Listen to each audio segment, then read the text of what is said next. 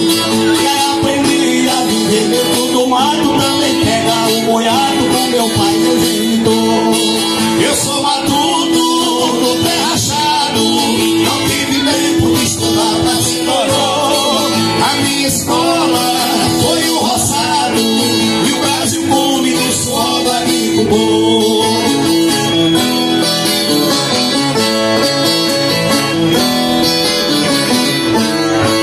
Eu sou matuto do jeito que papai foi, trabalhando atrás do boi, puxando o cultivador. Eu lavo os pés sentado lá no batente, e a janela do nascente é o meu ventilador. Eu sou matuto do pé rachado, não tive tempo de estudar pra ser doutor. A minha escola foi o roçado, e o Brasil come do suor do agricultor.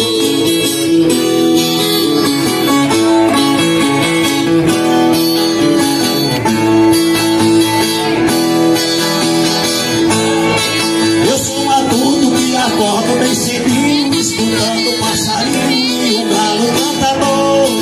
E eu vivo ali com muita alegria, usando minha energia no local que tem calor.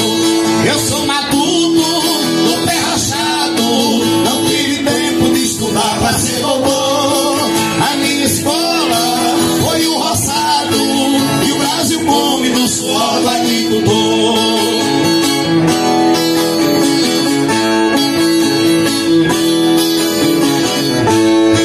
Eu sou matuto, cresci na agricultura, mastigando rapadura e comendo corredor, fazendo verso com Zé Mar e com Lenildo, e a cabrita de Zezildo foi o meu primeiro amor. Eu sou matuto do pé rachado, não tive tempo de estudar pra ser doutor.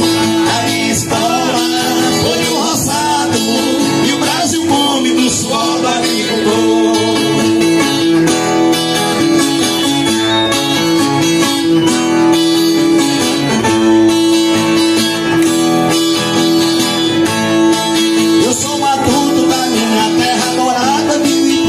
Bichada que eu fui trabalhador, que eu vivia ao lado do meu pai no tempo que ele ia atrás de copinha mais valor.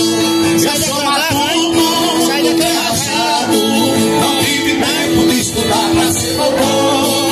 A minha escola foi o roçado, e o Brasil come no suor do agricultor.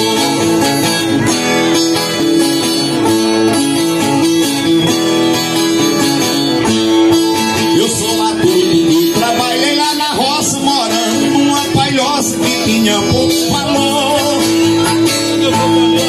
E trabalhando e também fumando charuto, e esse nome de matuto vou levar pra onde eu for.